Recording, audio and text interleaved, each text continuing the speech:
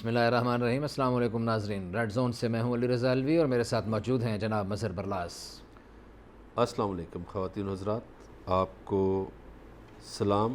اور 5 گھنٹے بعد اس عظیم وطن کا جشن شروع ہو جائے گا، سالگرہ کا یوم آزادی، جو خالصتاً نظریاتی بنیاد پر بنا اور جس کی بنیاد کلمہ طیبہ تھا، اور جس کے قیام میں ہزاروں مسلمانوں نے اپنی قربانی پیش کی۔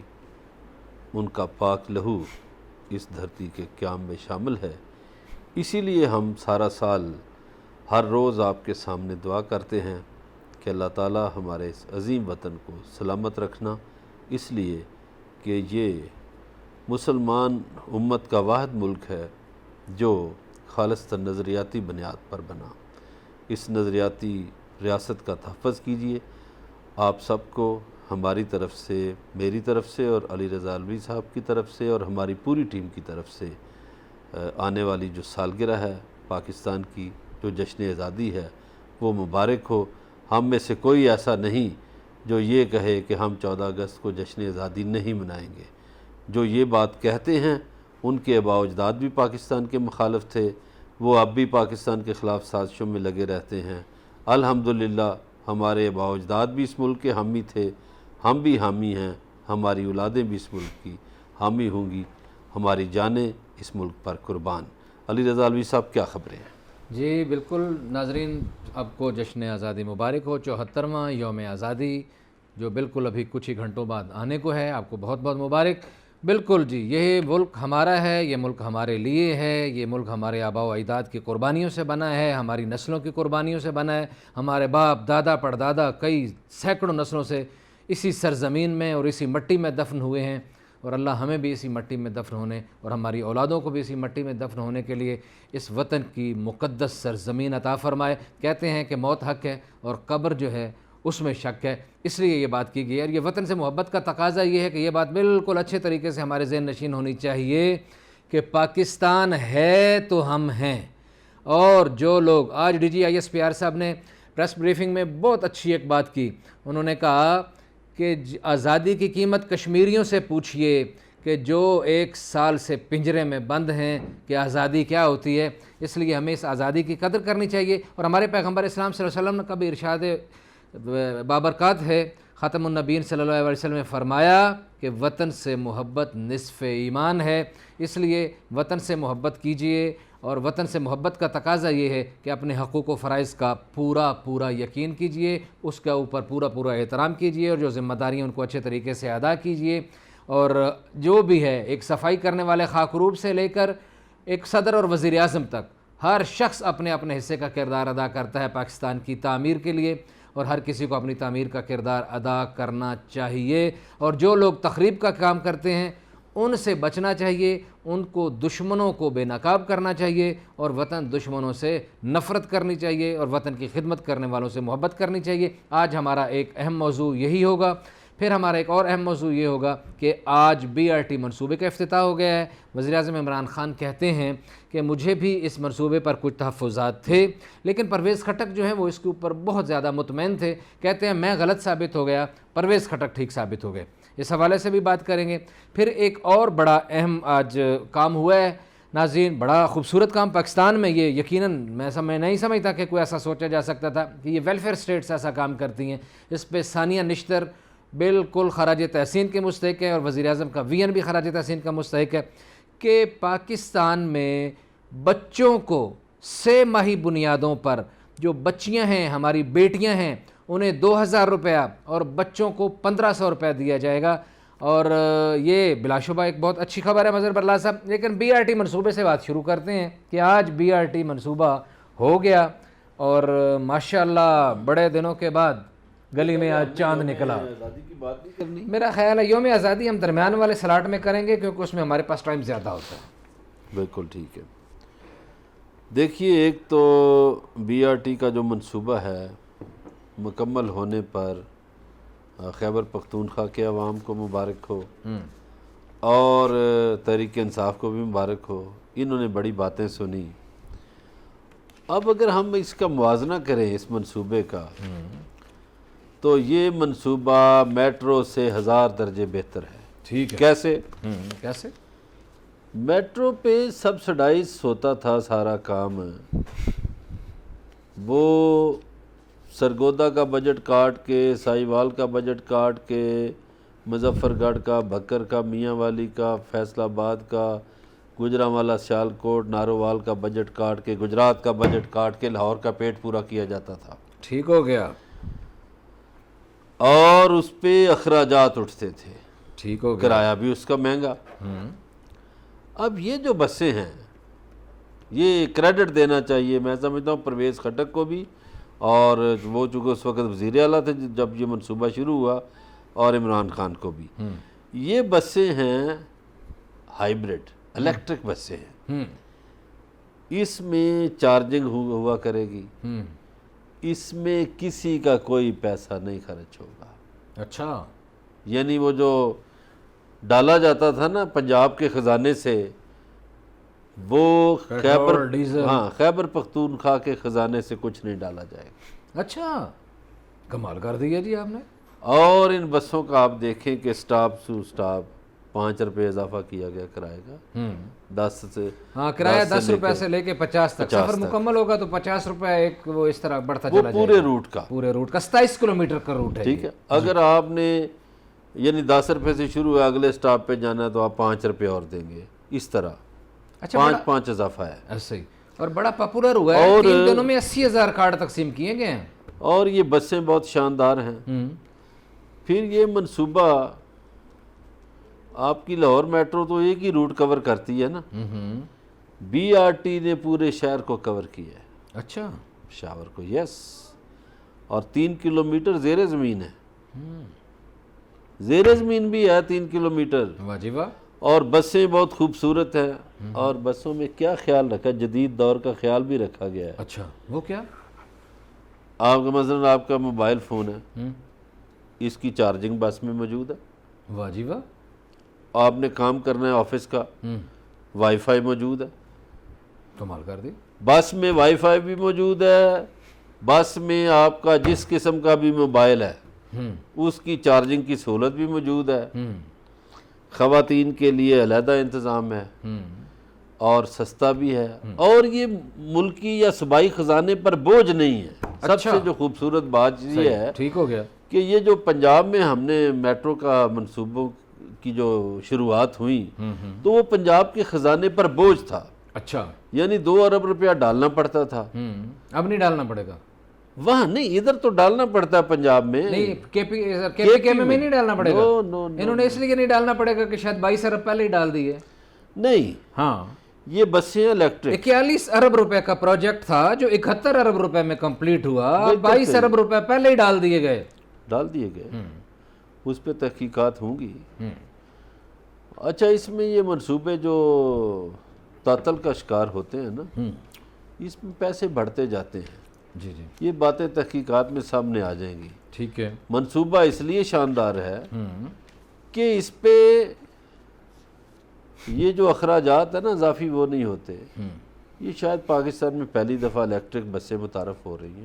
بسیں بھی بڑی خوبصورت ہیں اور جو سہولیات ہیں وہ بھی، اور شہر کے مختلف علاقوں کو کور کر رہی ہیں. صحیح ہو گیا. یہ نہیں کہ ایک ہی سڑک کو کور کیا ہے. نو. اچھا.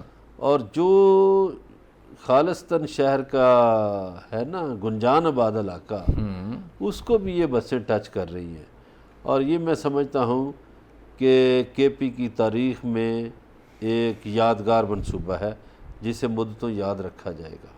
ٹھیک ہو گیا. بالکل. اس پہ جتنے نمبر دینے چاہیے اس سے کوئی 10 نمبر زیادہ دیں. یہ بہت اچھا کام ہوا. اچھا، اس منصوبے میں شامل ایک انجینئر نے ریزائن دیا تھا، اور اس ریزائن دیتے ہوئے اس نے بڑی گفتگو کی تھی، پریس کانفرنس کی تھی، اور اس نے کہا تھا کہ اس منصوبے کے اوپر بہت زیادہ اس میں کرپشن کی گئی ہے. اس پہ ہم بات کریں گے، لیکن مجھے کہا گیا کہ بریک کی طرف جائیں تو بات چیت کا سلسلہ جاری ہے. ناظرین ہمارے ساتھ رہیے گا. ملتے ہیں ایک بریک کے بعد.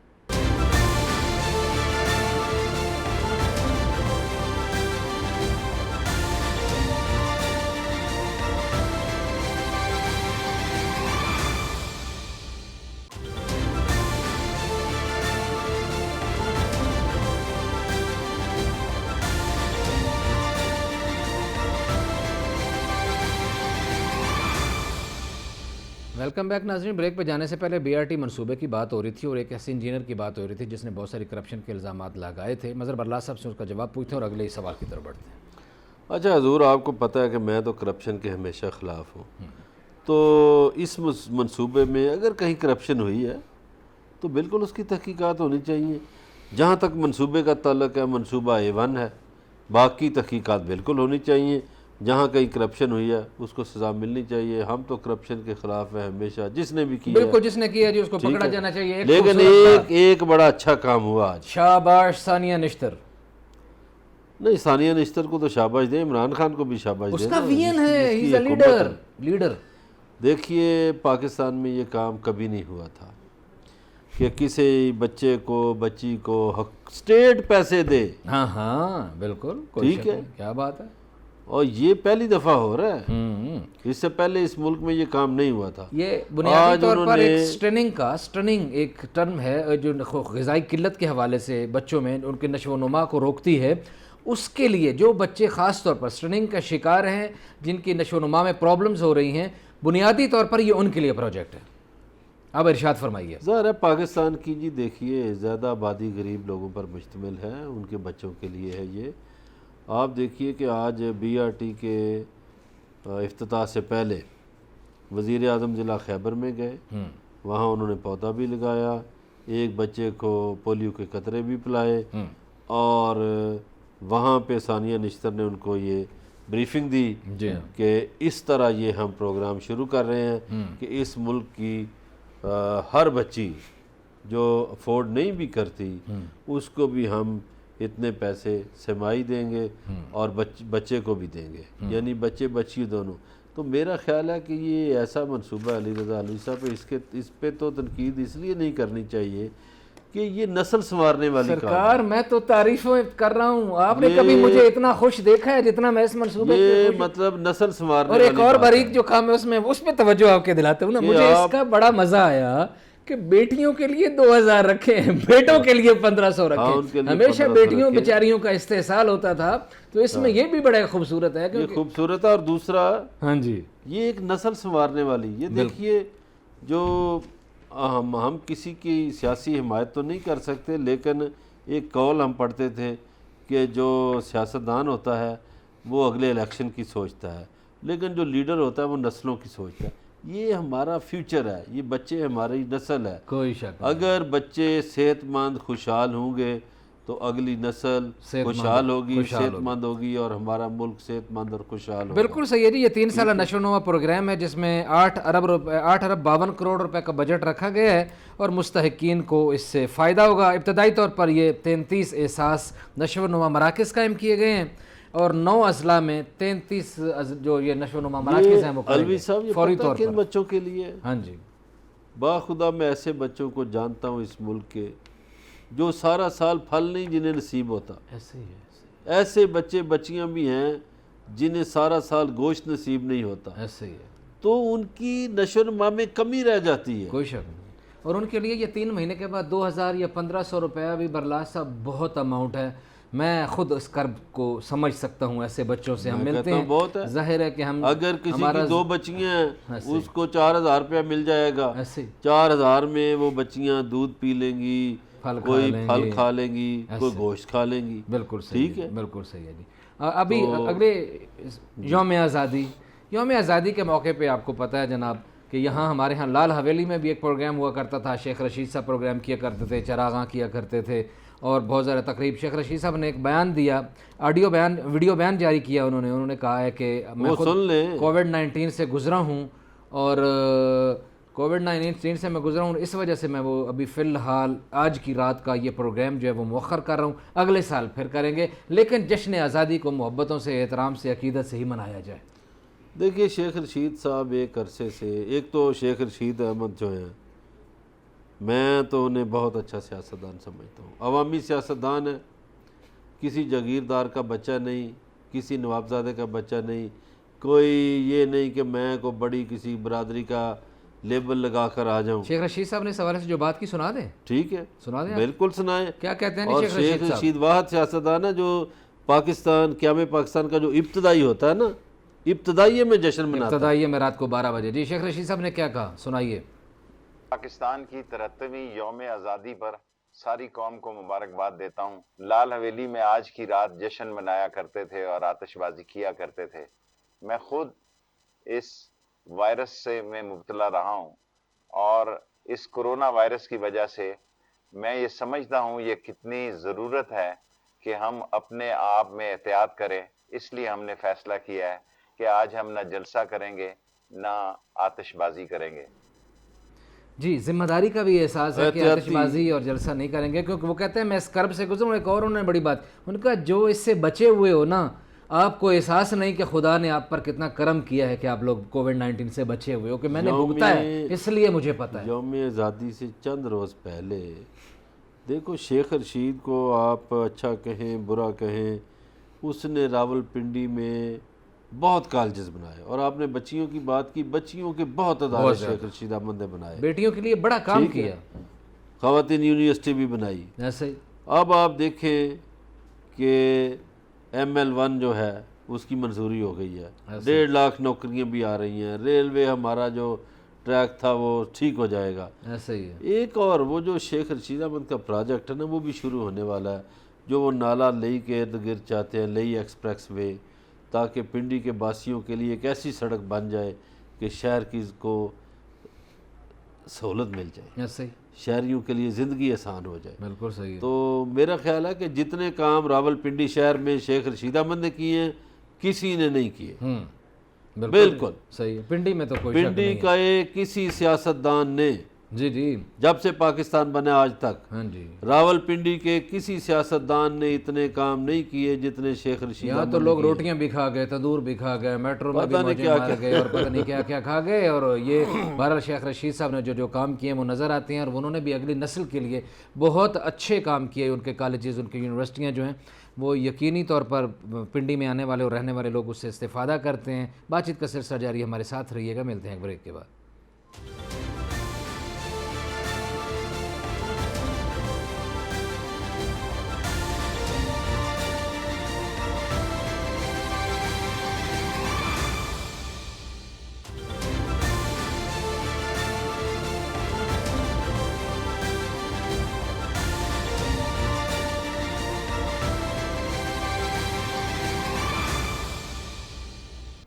ویلکم بیک ناظرین۔ بریک پہ جانے سے پہلے یوم آزادی کی مناسبت سے بات ہو رہی تھی، اور آزادی کتنی اہم ہے اس حوالے سے IDG ISPR major general Babar Iftikhar امان صاحب نے بھی کچھ گفتگو کی۔ انہوں نے بہت ساری باتیں بتائیں، اور ایک خاص بات جو اس آزادی کے دن کی مناسبت سے جو جڑتی ہے، جس سے ہم بات کا سرا پکڑ رہے ہیں کہ آزادی اتنی بڑی نعمت ہے، اور اس نعمت کا اگر آپ کو خود ادراک نہیں ہے تو کشمیریوں سے پوچھ لیجئے کہ آزادی کیا ہے۔ مظہر اللہ صاحب، بڑا کرب ہے اس جملے میں۔ دیکھیے، آزادی کی کشمیریوں سے قیمت پوچھی جا سکتی ہے، آزادی کی قیمت روہنگیا مسلمانوں سے پوچھی جا سکتی ہے، کوئی شک نہیں۔ آزادی کی قیمت آپ فلسطینیوں سے پوچھ سکتے ہیں جو غزہ کی جیل میں ہیں۔ ایک طرح سے آزادی کی قیمت آپ پوچھ سکتے ہیں ان لوگوں سے جو عالم کفر میں کلمے کو بلند کرنے کی کوشش کرتے ہیں۔ ٹھیک ہو گیا۔ آزادی کی قیمت صرف کشمیر میں نہیں، انڈیا پورے میں آپ ان سے پوچھ سکتے ہیں جو جن کی فریج میں گوشت رکھنا بھی جرم ہے، جو صرف محض گوشت کے نام پر جلا دیے جاتے ہیں یا مار دیے جاتے ہیں یا لہو لہان کر دیے جاتے ہیں۔ تو جیسا کہ ہم نے پروگرام کے شروع میں کہا کہ پاکستان ایک نظریاتی ریاست ہے، یہ اللہ تعالیٰ کا ایک تحفہ ہے، اور خالصتاً روحانی لوگ جو ہیں انہوں نے اس ملک کو بنایا ہے۔ اور قائد اعظم کی اگر ہم خواب دیکھیں یا علامہ اقبال کے خواب دیکھیں تو انہیں دنیا کی اعلیٰ ترین ہستیوں نے اپنے خوابوں میں آ کر بتایا کہ آپ اس طرح کریں، اس طرح کریں۔ پھر قائد اعظم رحمۃ اللہ علیہ کا جو جنازہ تھا وہ بھی آپ کو پتہ ہے کہ ایک ایسے شخص سے پڑھایا گیا جس کو خواب میں نبی پاک نے حکم دیا۔ پھر جو خان آف کلات تھا اس کو بھی حکم دیا کہ آپ نے پاکستان میں شامل ہونا ہے۔ تو یہ پاکستان کے قیام کو ممکن بنانے میں دنیا کی اعلیٰ ترین روحانی قوتوں نے اپنا بھرپور کردار ادا کیا۔ پھر جنگوں میں بھی دیکھیے، میں کوئی غلط بیان نہیں کر سکتا ہوں، دشمن کو کیا ضرورت ہے، دشمن کے ساتھ جو واقعہ پیش آئے گا وہ وہاں جا کے وہی بتائے گا۔ تو 65 کی جو جنگ تھی اس میں کئی انڈین پائلٹس نے بتایا کہ ہم راوی کا پل توڑنے کی کوشش کرتے ہیں، ہم بم گراتے ہیں تو نیچے سبز چولوں والے لوگ ہوتے ہیں، وہ بم اپنی جھولی میں ڈال لیتے ہیں، ہم کیا کریں۔ ایک واقعہ مجھے یاد آ رہا ہے، ٹائم ہمارے پاس شارٹ ہے۔ یہ ہماری روح کو تازہ کر دے گا، ہمارے ایمان کو تازہ کر دے گا، کہ یہ جو چونڈا ہے سیالکوٹ کے قریب، وہاں پہ ایک شخص رات کو اپنی گدھا گاڑی پہ کوئی چیز لاد کے تو لے جا رہا تھا، تو وہ ایک لائٹ گھوڑا آیا، لائٹ آئی قریب سے گزری تو وہ اس کے جو بھی گندم تھی اس کے گدھے پہ تو وہ گر گئی۔ وہ دوسرا گھوڑا آیا تیز رفتاری سے، وہ بھی لائٹ تیزی سے گزر گیا۔ تو جب تیسرا گھوڑا آیا تیز رفتاری سے اور لائٹ آ رہی تھی تو اس نے روکا، تو اس نے کہا جی رک گیا لائٹ والا بندہ، اس نے کہا یہ اس طرح تیزی سے گزرے ہیں تو میرے یہ دانے جو ہیں نیچے گر گئے ہیں، تو یہ بوری میری رکھوا دیں گدھے پہ۔ تو انہوں نے تلوار سے یوں کر کے، تو وہ بڑا حیران ہوا بندہ، تو اس نے پوچھا آپ کون ہیں؟ تو جب یہ پوچھا کون ہے تو تلوار والے نے کیا کہا، انہوں نے کہا میرا نام، میں شیر خدا ہوں، واہ میں علی مرتضیٰ ہوں، واہ، اور جو میرے سے پہلے گئے ہیں دو، وہ ایک حسن تھا ایک حسین، یعنی حسن علیہ السلام اور حسین علیہ السلام۔ تو ہم نے یہ ریاست محبت سے بنائی ہوئی ہے، چونڈا کے محاذ کی بات جی، اور ہم اس کے تحفظ کے لیے سرگرم ہیں اس وقت۔ کیا بات ہے، آپ نے بڑا کمبینیشن بنا دیا کہ بنانے والا محمد علی اور اس کی بہن فاطمہ اور حسن اور حسین اور علی بچانے کے لیے آتے ہیں، تو کیا خوبصورت کمبینیشن بنایا آپ نے۔ اچھا یہ جی 2611 کلومیٹر باڑ کا کام بھی مکمل کیا جا چکا ہے، D G I S P R نے اپنی بریفنگ میں آج یہ بھی بتایا، پاک افغان سرحد پہ۔ یہ تو بہت اچھا ہوا، یہاں سے دہشت گرد آتے تھے، یہ تو میں سمجھتا ہوں یہ بڑا اعتراض اس پہ ہوا۔ الوی صاحب آپ کو پتہ ہی نہیں کہ کیا کیا پاپڑ بیلنا پڑے یہ بنانے کے لیے، یہ فینس لگانے کے لیے۔ صحیح، یہ دہشت گرد چونکہ راہ نے ادھر انڈیا نے بہت سے کونسل خانے بنائے ہوئے تھے، جی ہاں، اور راہ کے جگہ جگہ مرکز بنے ہوئے تھے افغانستان میں، تو وہ دہشت گردی کراتے تھے پاکستان میں۔ صحیح، جب یہ باڑ لگڑا شروع ہوئی تو راہ کو بھی تکلیف ہوئی، موساد کو بھی تکلیف ہوئی، CIA کو بھی تکلیف ہوئی، اور یہ جو داعش مائش کے پیچھے لوگ ہیں، یہ اسلامی دہشت گردوں کے پیچھے بھی تو کئی اسلامی ملک ہیں نا، ان کو بھی تکلیف ہوئی، بالکل صحیح تو ہے۔ انہوں نے بڑی مخالفتیں کی۔ تو میں سمجھتا ہوں کہ یہ بھی ایک بڑا کارنامہ آپ ہے۔ نے جو بات کی یہی بات انہوں نے بھی کی، D G I S P R صاحب نے بھی کہا کہ پاکستان کے اندر کی دہشت گردی میں بھی بھارت ملوث ہے، یا ان کا ریکارڈ بڑی امپورٹنٹ رکھتی ہے یہ بات۔ تو یہ میں سمجھتا ہوں ایک دہشت گردوں کا راستہ روکا ہے ہم نے۔ اچھا، ایک سوال کے جواب میں انہوں نے کہا کہ پاک سعودی تعلقات کے اوپر جو ہے نا بات اٹھانے کی، سوال اٹھانے کی کوئی ضرورت نہیں ہے، پاکستان اور سعودی عربیہ کے تعلقات بڑے مستحکم ہیں، اور آپ کو یہ بھی پتہ ہے کہ اب یہ چیز بھی آن دا ریکارڈ آ گئی ہے کہ ہمارے سپہ سالار جو ہیں اگلے 2-4 دنوں میں وہ بھی سعودی عربیہ کے دورے پہ جا رہے ہیں۔ بالکل جا رہے ہیں، لیکن سعودی عرب سے ہمیں یہ بات تو کرنا ہوگی۔ ملکوں کی جب بات کی جاتی ہے تو دیکھیے، اگر سعودی عرب ہمیں کوئی چائے کا کپ پیش کرتا ہے تو ہم اس کے لیے شربت کا گلاس پہلے رکھتے ہیں۔ وہ سعودی عرب کو بھی یہ باتیں یاد رکھنی چاہیے کہ اس کو آج تک کس نے تحفظ کہاں کہاں سے دیا، اور کس نے ان کی چودراہٹ کو بھی قائم رکھا۔ ٹھیک ہے جی، پاکستان کوئی مذاق نہیں ہے، پاکستان ایٹمی قوت ہے۔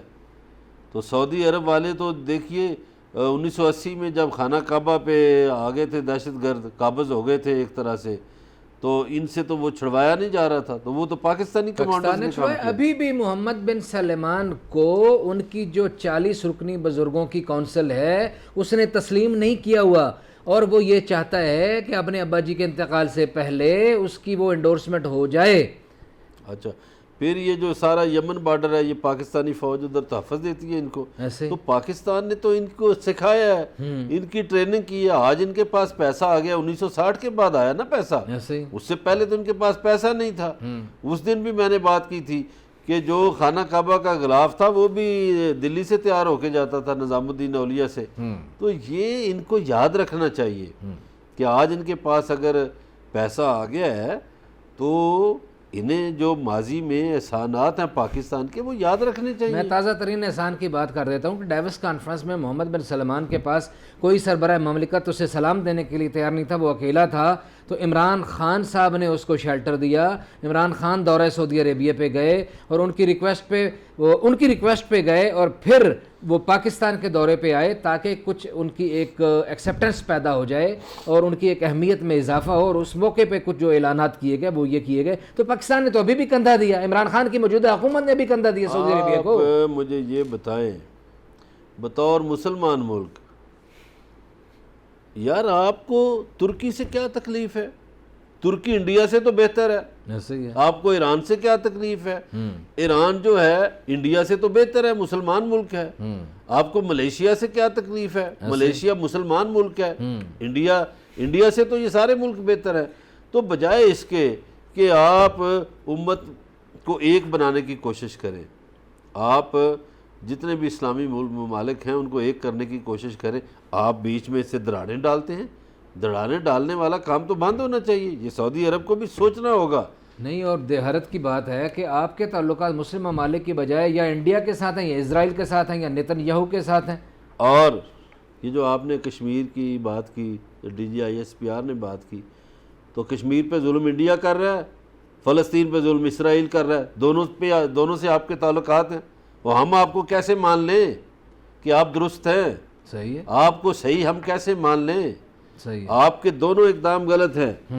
آپ فلسطینیوں پہ ظلم کروا رہے ہیں. فلسطین کے جتنے بچوں کی جانیں جا رہی ہیں، جتنی عورتوں کی جانیں جا رہی ہیں، آپ کی گردن پہ قرض ہے. اور اسی طرح کشمیر میں جتنے بچے، جتنی عورتیں، جتنے جوان چلے گئے وہ آپ کی گردنوں پہ ہیں. ان کا خون اس لیے کہ آپ طاقتور مسلمان حکمران تھے، آپ صاحب ثروت مسلمان حکمران تھے اور آپ نے اپنے مظلوم بہن بھائیوں کی مدد نہیں کی. بہت افسوسناک بات ہے. لیکن ایک بات کا جو مجھے بہت مزہ آیا DGISPR کی بات کا، انہوں نے ایک بات کی بڑی خوبصورت. یہ آپ تو ٹویٹر پہ آپ خود بھی ایکٹیو ہیں، تو میں تھوڑا سا ذرا زیادہ ایکٹیو ہوں. اس میں بڑی چاں کرتے ہیں بھارتی، رافیل آ گئے، فرانسیسی رافیل آ گئے. ہمارے دوستوں نے بھی ان کی خوب چھتر پریڈ کی ہوئی ہے کہ آپ کے رافیل آئے ہیں اور ہم نے بھی چائے بنا کے رکھی ہوئی ہے. تو آج DGISPR صاحب نے بڑی خوبصورت بات کی. یہ چند ایک ٹوٹے ٹکڑے ہوائی جو پرندے آئے ہوئے ہیں، ان پہ فخر کی کیا بات ہے؟ آپ کے پاس 500 رافیل بھی آ جائیں تو پاکستان کا کچھ نہیں بگاڑ سکتے. زیادہ خوشیاں مت مناؤ.